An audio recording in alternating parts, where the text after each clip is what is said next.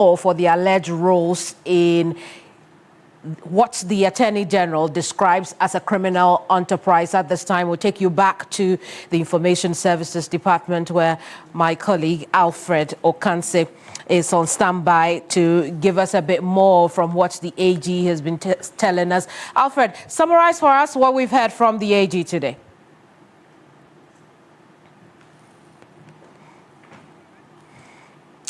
Well, while Alfred readies to speak to us, we know that so far the AG says they are readying for prosecution. And speaking of prosecution, at this time, he says that they have rejected offers from some of the suspects to turn themselves in as prosecution witness. At this time, you also know he's described the scandal as a criminal enterprise that took place over a period of 5 years, 2017 to 2024, led by the executive director, Yusuf Mustafa, who's now a member of parliament for Yagaba Kobore. The AG alleges that in the case of the executive director, there is evidence relating to the amount or the money he allegedly took from the scheme. He's ordered that there is an audit of their assets as investigations continue into the happenings there.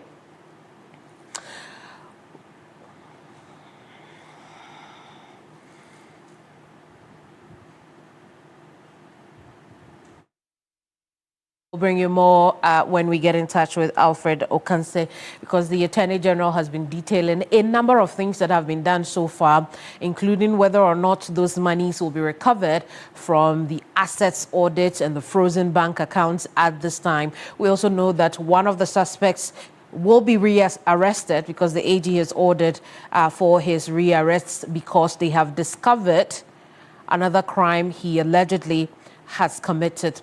Now, in the meantime, let's turn attention to health, because we know this afternoon the Ghana Registered Nurses and Midwives Association has suspended its nationwide strike. The association took the decision after its National Executive Council last night. I'll tell you more about this, but Alfred is ready for us. Alfred, what else has the AG been talking about?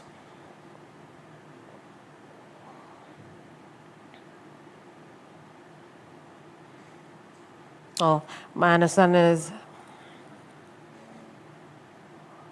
Alfred, go ahead. We can hear you.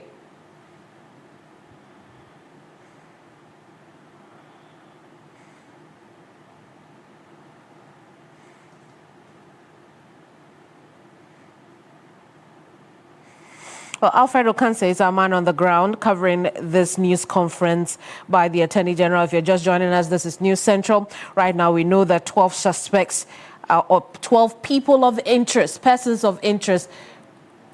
The press center where the Attorney General, Minister of Justice, Dr. Dominic Ayine, has been updating the nation essentially on the investigation so far into the National Service ghost names scandal. And a number of things came to the fore today, Kemini. Over the last 1 hour, we've been hearing some detail of the investigation so far into this National Service scandal. One of the sticky points, at least for now, we have further and better particulars on the said member of parliament who was allegedly bribed to kill this story in the media.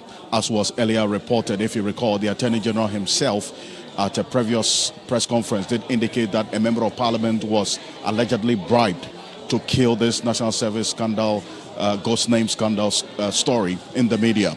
Today, after I asked that question of exactly who this person is, then we got to know some further confirmation that we're talking about Kwame Asari-Obeng, the member of parliament for the Goma Central constituency. I'm talking about A+. He did indicate that, yes, he is being investigated for the said allegation and other related matters as well. And then also he will either be serving as a prosecution witness to support and also give some further details to the prosecutions, that's the charges that they are pressing against these 12 individuals that we got to know today. If no agreement is reached for him to serve as a prosecution witness, then he may have to also stand trial That's according to the Attorney General. So that's information that we have right now. Apart from him, I'm talking about Kwame Asare obeying A+. We also got to know that the other member of parliament who is involved is the former CEO of the National Service Authority, in the person of Mustafa Yusuf, who is the Yagaba Kobore member of parliament. He served as the Director General of the National Service Authority for a period. And he is also one of 12 persons whom, according to the Attorney General, Minister of Justice, he is going to, or they're going to be charged with a number of charges that he read today.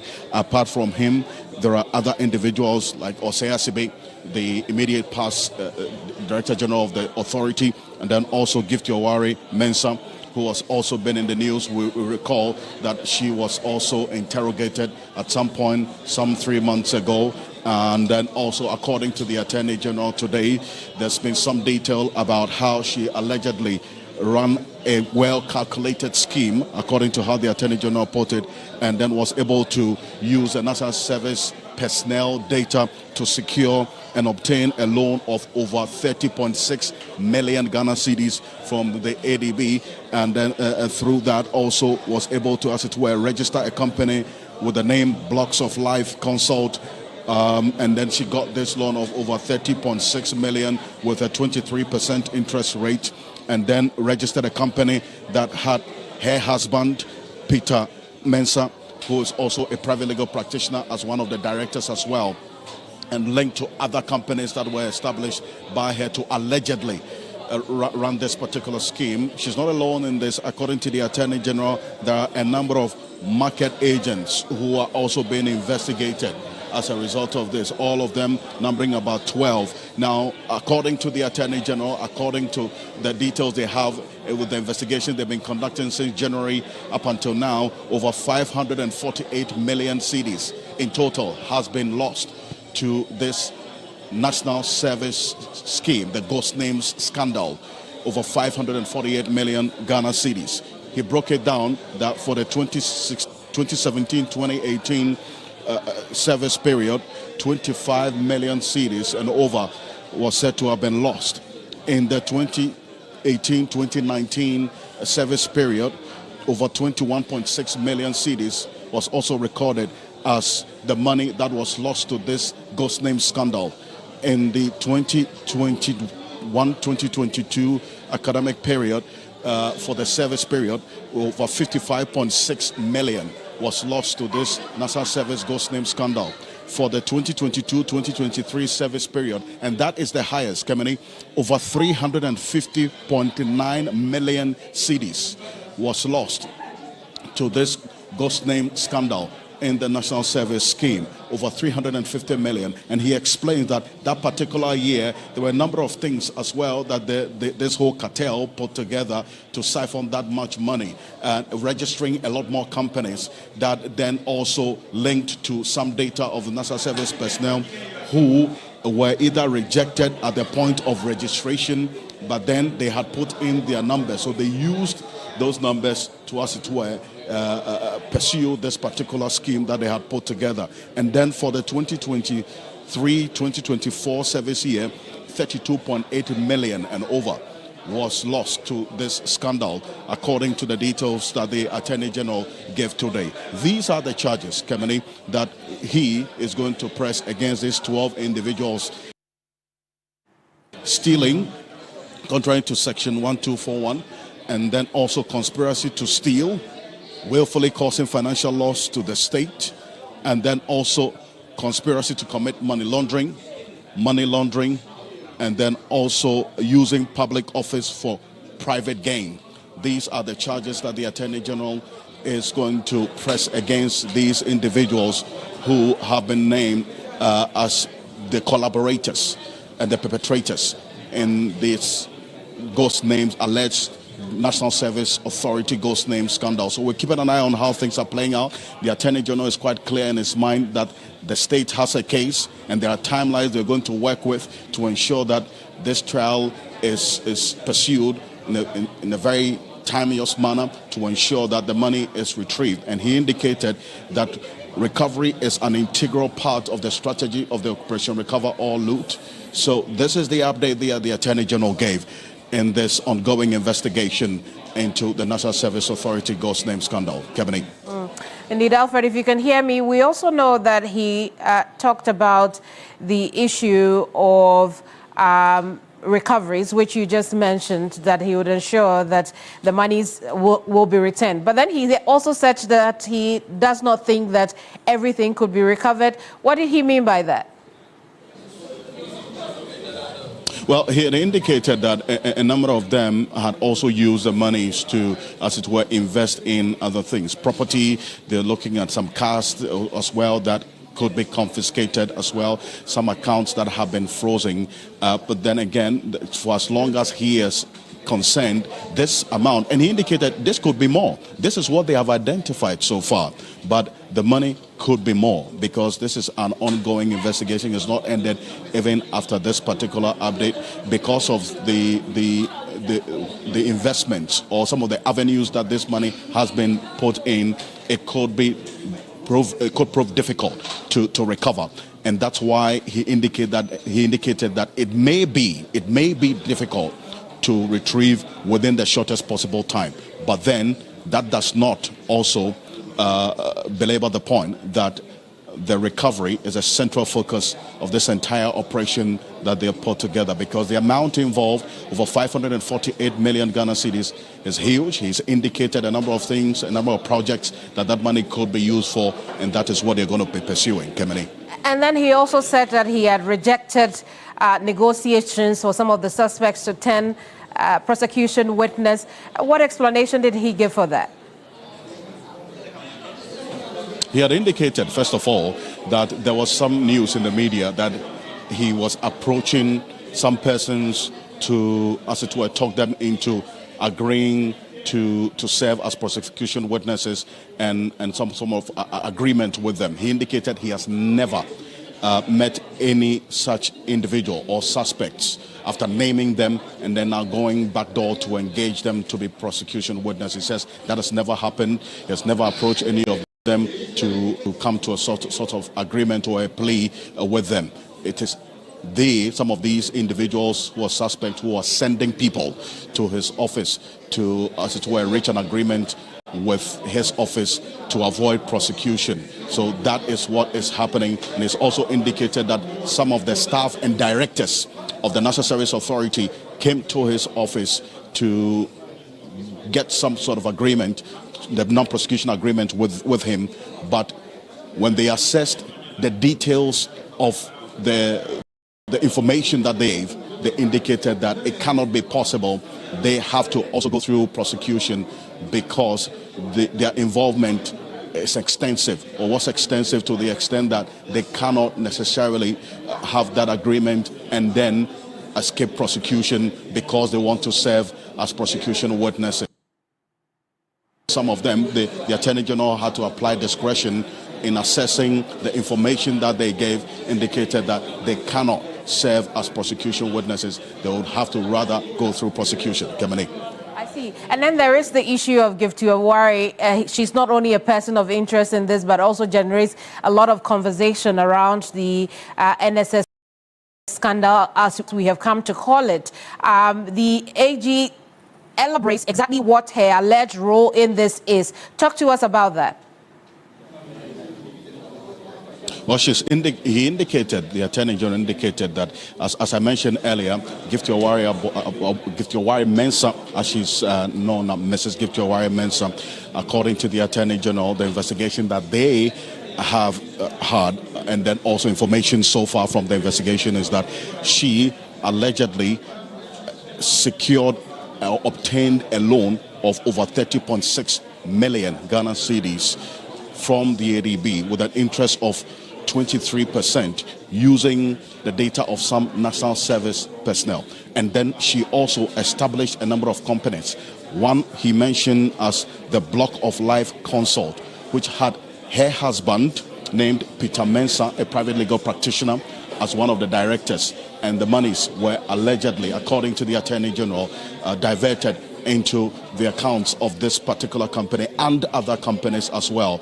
And when the monies got in there into the account of this said company, the market agents who also served as collaborators in this entire scheme would also receive their share after the monies were paid to these said ghost names or non-existent national service persons.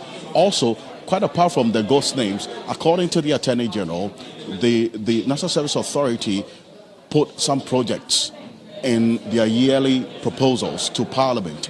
And when these projects were approved and monies allocated to the said projects, those monies are then diverted into private accounts and not used for the execution of the said project. So the monies we're talking about did not accrue only as a result of the ghost names, but also some monies that were allocated to the National Service Authority to execute projects that were never done. Kemini. Indeed, Alfred. And then finally, we know he talked about prosecution. Did he give an actual day or date when prosecution will begin? For instance, starting with applying the charges. Kemini, if you come again, I didn't hear that. Well, I'm asking, did he give an actual date when some proper concrete moves will be done in respect to the charges that he had announced? Well, I asked that question about when prosecution is going to start.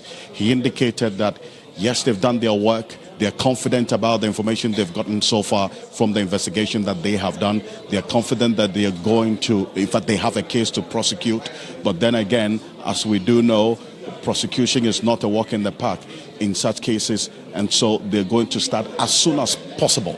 They will prefer these charges and put these persons before court. He didn't give specific date or timelines to it, but the answer he gave to that second question I asked is that they're going to do this as soon as possible after this update that has been given today. Kemini.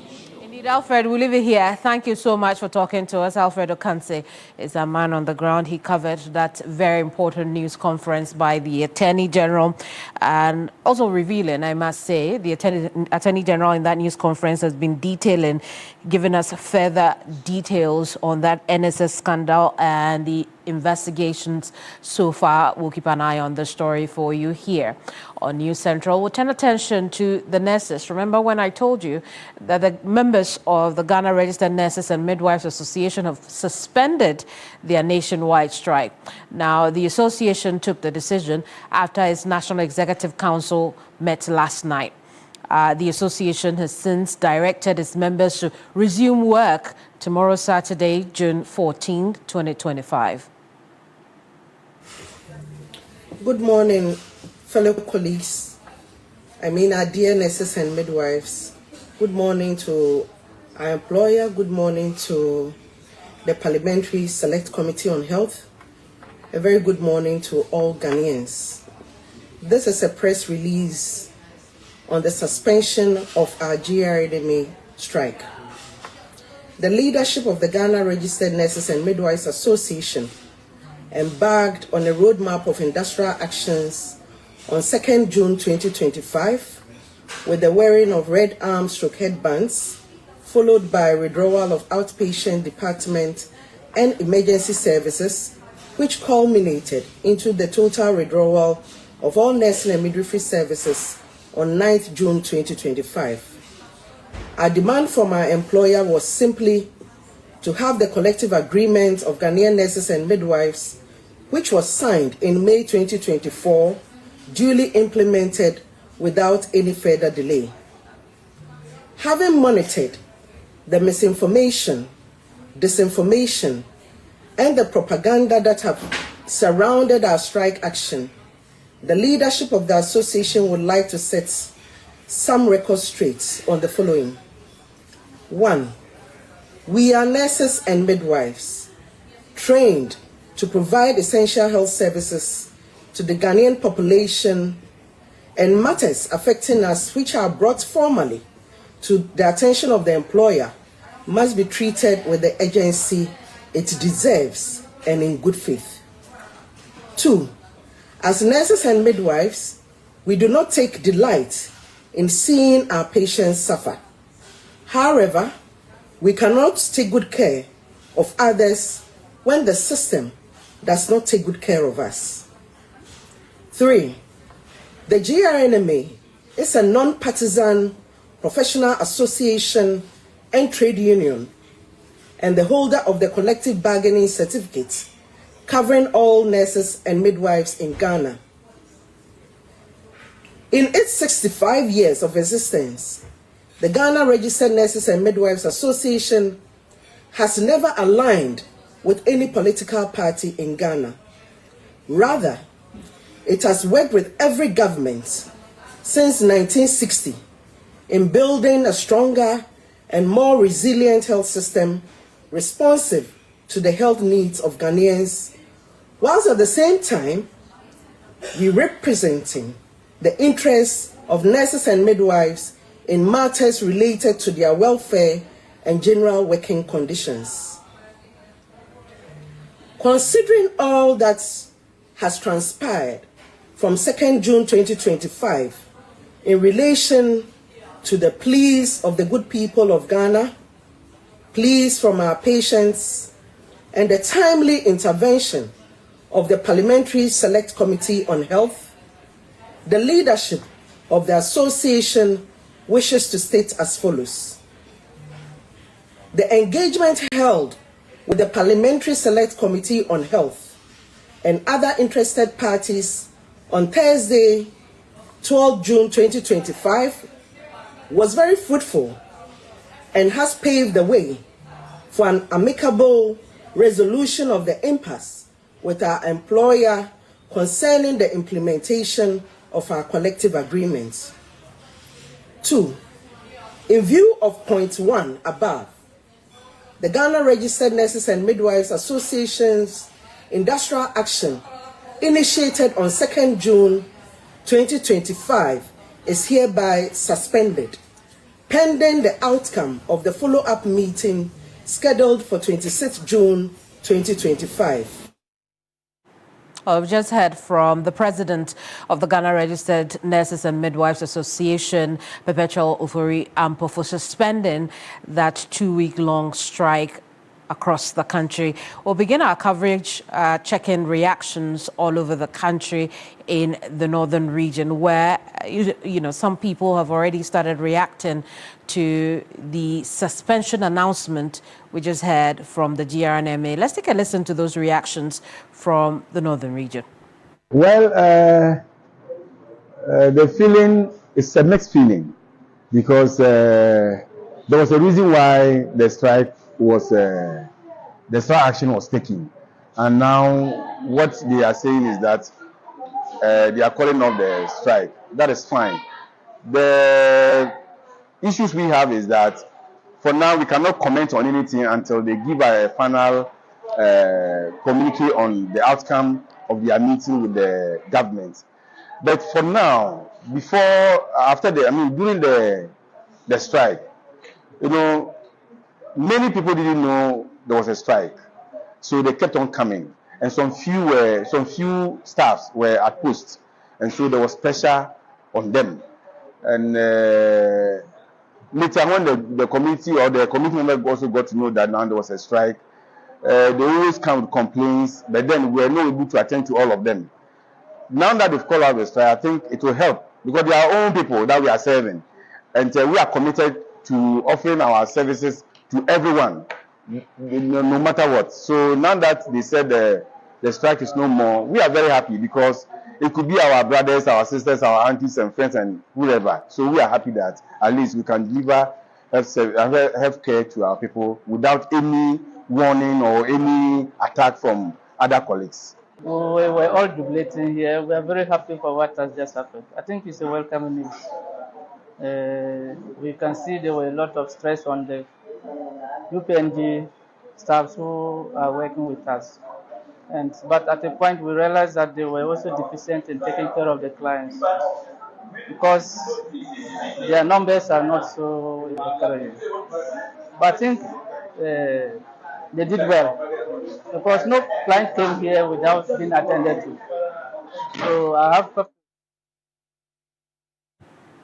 Let's connect with Christopher Amwako, who covers the Savannah and northern regions for us on this subject after the suspension of the strike. Christopher, you talk to us. Hospital management must be relieved at this time.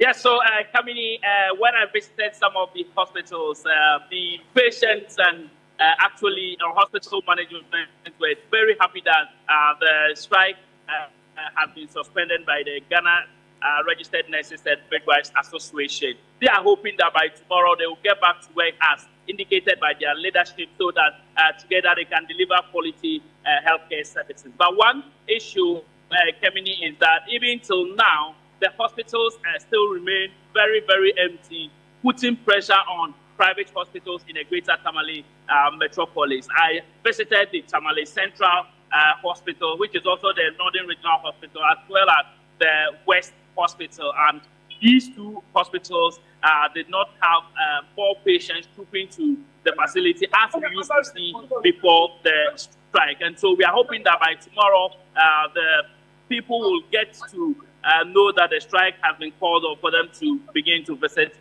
these health facilities. But I must admit that this has actually had a toll on healthcare delivery in the government hospitals and other facilities. Very well, Christopher, we'll leave it here. Thank you so much for talking to us. Christopher Mwako is our Northern and Savannah regions correspondent. We can now connect with former president of the Ghana Registered Nurses and Midwives Association, Dr. Kweku Asante-Krabea, for more on this decision by the leadership of GRNMA. Doc, good afternoon to you. How does the suspension come to you? A great relief to everyone, even to the striking nurses and midwives themselves. And the general population of Ghanaians are happy for it. Which also gives government a bit more time to deal with the demands that are being made by the the nurses and midwives who have now called off their strike. What's your best advice to the government on how to proceed on this implementation process?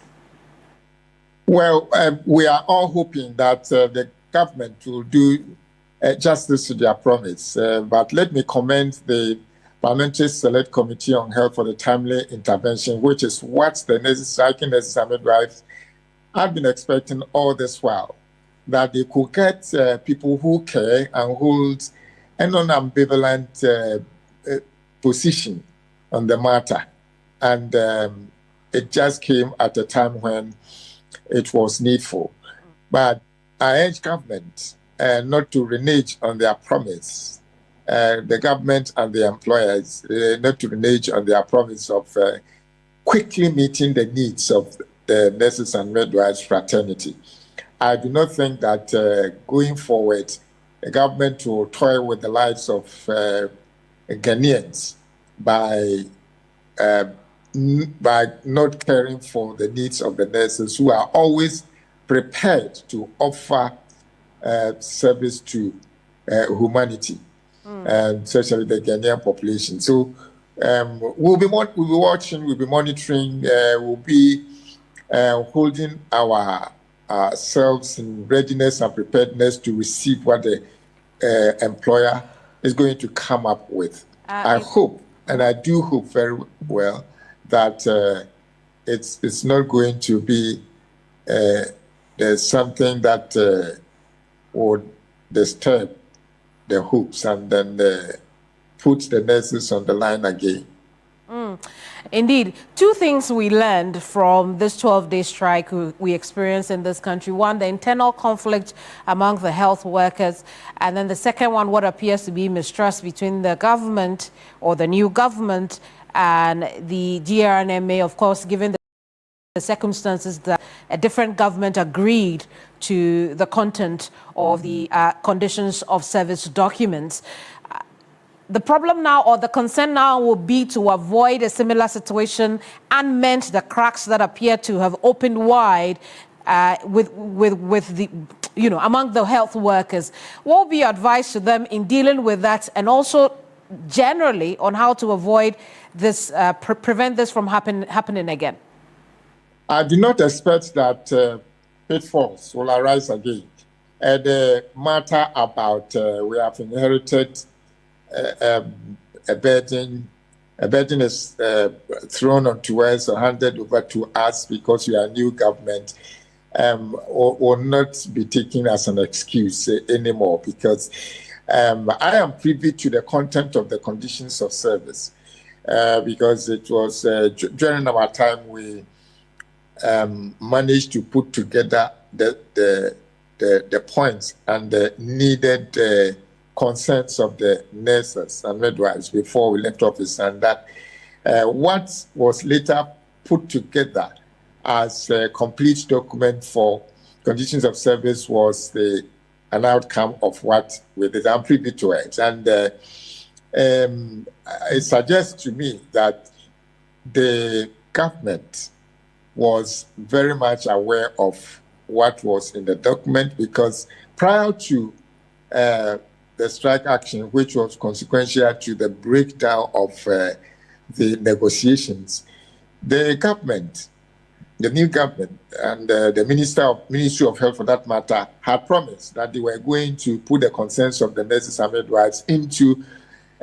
factor that into the budget before it was actually, the budget was actually proposed, read, and approved in Parliament. So that is why many of us were left wondering why it couldn't be implemented by government.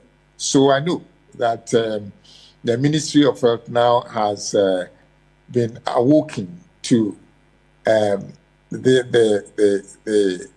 sleep, that they are not going to continue the complicity that held the nurses' interests at bay. So I know, for all intents and purposes, the Honorable Minister of Health will not sleep on the matter any longer. Very soon and very soon, we know that the nurses are going to receive what they are asking for. It should not be a problem at all. And then there will be the second part on mending the cracks that we have seen amongst the nurses and midwives. Of course, if you're talking about cracks, probably you are referring to the disconnects between the Ghana Registered Nurses and Midwives Association and the fragmented groups. If that is what you are talking about, I know for sure that the Council of the Ghana Registered Nurses and Midwives Association will be able to resolve the matter amicably, and they are all going to not forget that those groups that broke away from the Mother Association are also going to be beneficiaries of what was going to be implemented, and I'm sure that the cracks they are going to bring offer solutions themselves to the matter where the cracks could be mended. But remember also that the interests of patients are very, very important. Nurses, there must be the interests of the nurses and midwives must be held in high regard. There should no longer be a situation where the nurses and midwives' interests will be undermined. And the Minister of Health must know that they carry the hope of profound outcome of healthcare delivery in the country. And if they treat nurses and midwives with the respect that is required, everybody will be satisfied. There will be peace at the labor front, and patients are going to get what they want. Indeed. That is my view, because Honorable Minister of Health has taken the shots of within the period that the nurses and midwives were on strike, and it should be a lesson to him. Very well. We'll leave it here. Thank you so much for talking to us. Dr. Kweku Asante Krobia is a former president of the Ghana Registered Nurses and Midwives Association. Still on the subject, you already know that the striking nurses have suspended their industrial action, promising to resume work on Saturday.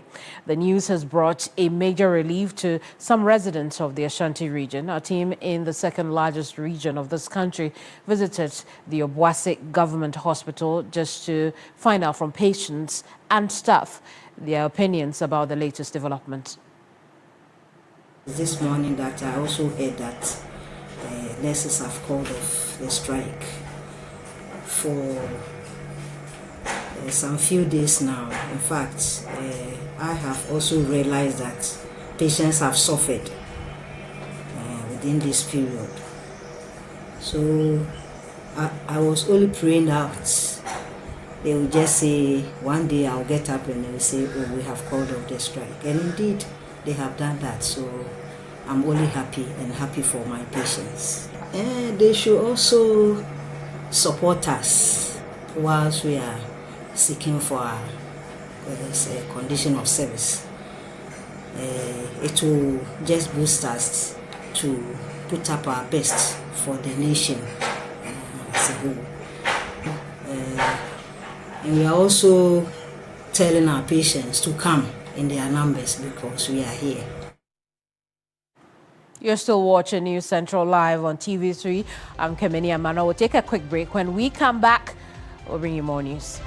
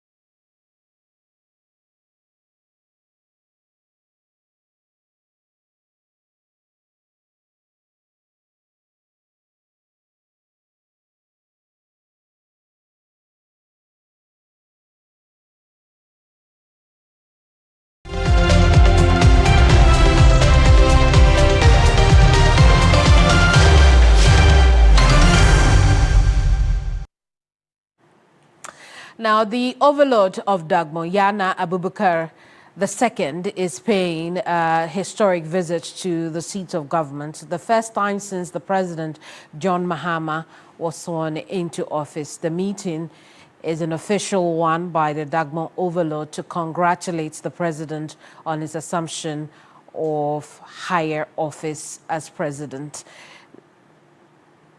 Economic transformation program, over 10,000 hectares of irrigated land is to be developed in the Nasia, Dungu, and Bulung program areas. This project is expected to create jobs for over 8,000 young farmers and boost the production of rice, maize, and soybean. We're targeting 3 crops. Over 5,000 youths from the northern region are expected to be trained in employable skills such as carpentry, welding, tailoring, shea butter processing, and agribusiness. These efforts align with our broader vision of the 24-hour economy strategy, which will provide new job opportunities and extended business hours across agro-processing, logistics, and community services. I look forward to launching a pilot 24-hour economic zone in the northern region. The northern region cannot remain a symbol of poverty while being a source of national pride. To this end, the Community Infrastructure Development Fund, launched in 2025, will finance water and sanitation projects in 50 underserved communities in Dagbon. These include Patinga, Lungni, Nakwanduri, while small town water systems are planned for Willensi and Bimbilan. The Yendi water supply system will also be executed.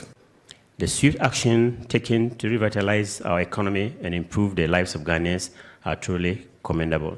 Your dedication to the welfare of Ghanaians is evident in the policies and initiatives that have been rolled out, and I have no doubt that your leadership will bring about transformative change that will benefit our nation for generations to come.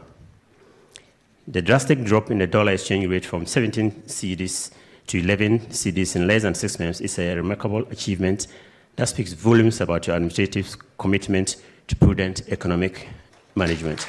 This significant reduction is not merely a numbers game. It reflects a deliberate effort to stabilize the economy, boost confidence in the cedi, and create a favorable environment for investment and growth.